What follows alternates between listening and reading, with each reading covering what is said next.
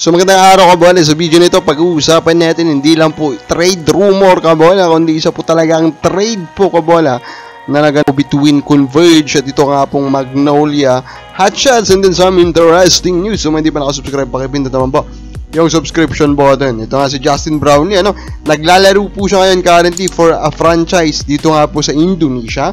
And believe it or not, there is a chance kabola na mapalaban siya against the PBA team, specifically Ginebra, kasi nga po mayroong bagong liga kabola, FIBA Asia Club League kabola, kung saan invited nga po ang PBA and invited din at pwede makasali ito nga pong team ngayon currently nitong si Justin Brownlee na umaalagwa dito nga po sa liga sa Indonesia. So pwede po kapag na-i-lead niya kabola itong team na ito ng Indonesia into this meet kabola, pwede niyang makaharap nga itong mga teams sa PBA. So that will be very, very interesting, especially kung Ginebra po yung makakalaban niya, So ano kayang gagawin po ni Brownlee kung mangyari yun, di ba?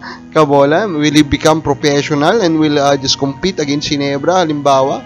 Or of course, yung love niya po Filipino in basketball will prevail and siya po ay hindi po maglalaro. That will be very interesting. Speaking of interesting kabola, bumalik pala itong rookie po ng Terra Firma na si Taylor Miller sa US.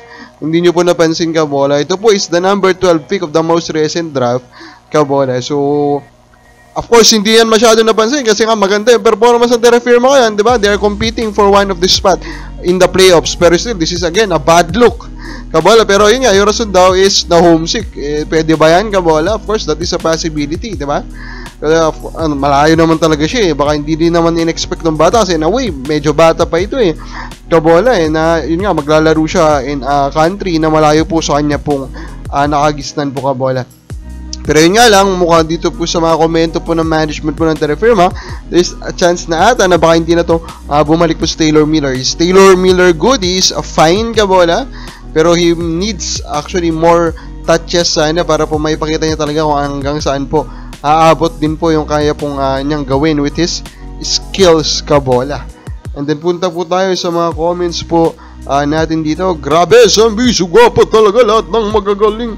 Gusto lahat sa kanila. Paano pa kaya matatalo kung ganyan lineup nyo? Teng, Romeo, Troliano, Lassiter, Ross, Cruz, Enciso, Perez, Pajardo, Manuel. Walang patapon. Grabe, kung hindi nyo na ng trophy, total lahat na lang nasa inyo na kabola.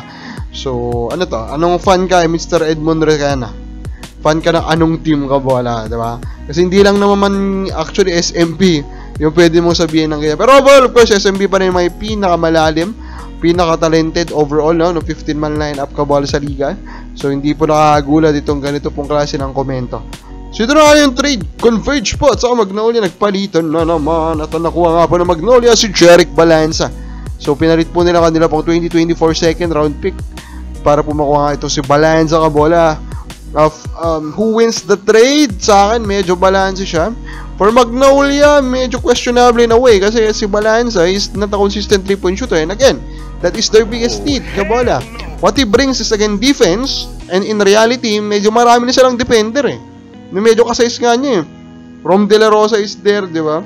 Yung much bigger, Aris Dionisio is there, kabola, di ba? So, kung kaya sa akin, medyo may pagka-redundant, no? Unless ang tingin dito ni Coach Chito is shooter, pero sa mga numero niya kasi, efficiency-wise, hindi talaga siya shooter. Pero yung kalidad naman niya overall, sapat naman for a second round pick. For Converge naman, in a way, second round pick, Alin Bulanadi yung pinalit nila dati kay Balanza, so parang pinalit nila si Bulanadi for a second round pick. That is fine overall, kabola. Diba? At least yung second round pick, diba? May chance pang maging high potential yan na player, diba? Palalim lang po ng pabalim ng PBA draft. So, pwedeng maganda yung makuha nila dyan.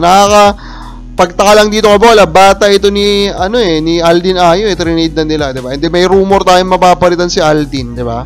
So, pinagtitrade na itong mga bata niya. So, baka additional sign yan kabola, na at the end of their tournament, baka mapalitan na talaga kabola. Ikaw makabola sa palagay mo?